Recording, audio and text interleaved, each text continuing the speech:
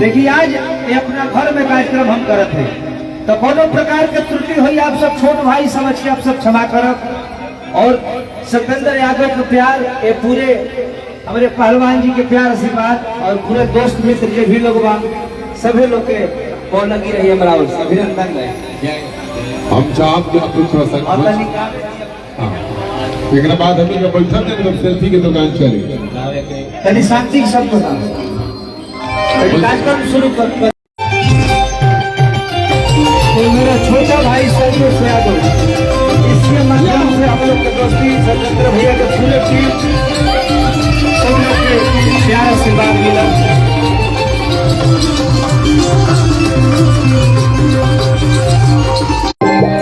और जो भी हमारे सबका स्वागत है हमारे भाई संतोष यादव आप लोग बढ़ जाइए।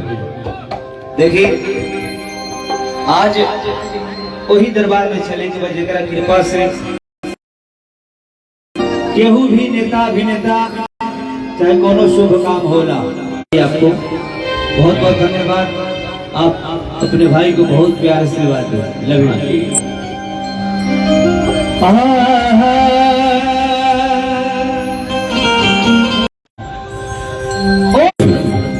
बड़ा प्यार से देखिए